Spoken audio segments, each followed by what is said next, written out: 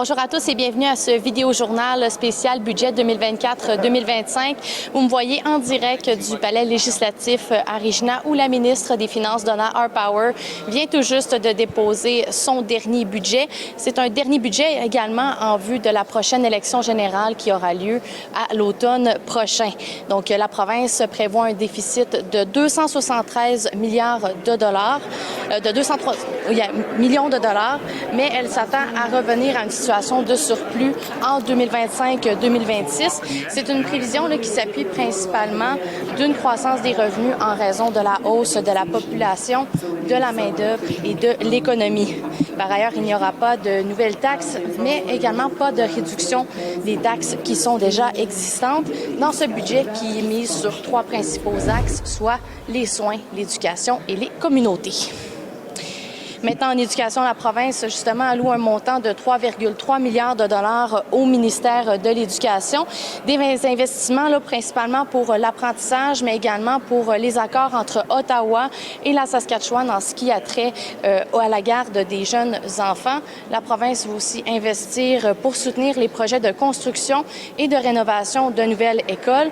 Donc, dans ce budget, ça inclut les projets de 2 écoles primaires francophones à Regina et à Saskatoon, mais également d'une école francophone du côté de Prince-Albert. Finalement, la province prévoit des investissements de 356 millions de dollars pour régler le problème de la complexité des classes. C'est un enjeu qui est vraiment au cœur des besoins des enseignants et de leurs syndicats qui sont déjà d'ailleurs profiter du fait que c'était leur journée de grève ainsi que la journée de dépôt du budget pour se rassembler autour de l'Assemblée législative et faire entendre leur mécontentement au gouvernement provincial. Ils étaient des centaines à se rassembler durant la journée.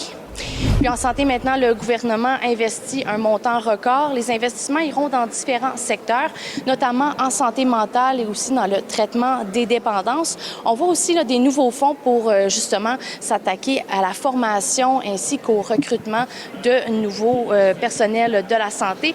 Les dépenses qui sont prévues pour améliorer également l'accès aux soins et aux traitements pour ce qui est des patients qui sont atteints de cancer, particulièrement au niveau ces patients qui ont des cancers du sein et qui ont besoin de faire des examens de mammographie parce qu'on sait que ça a été un enjeu assez important durant les derniers mois.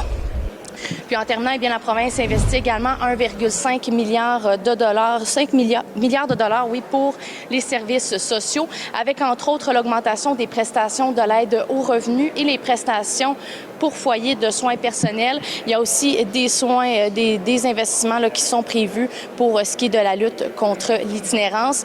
Donc, pour connaître tous les détails et les réactions suite à ce budget, je vous invite à suivre toutes nos plateformes, que ce soit au web, à la radio ou la télé, pour connaître toutes les réactions. Je vous souhaite de passer une très belle journée.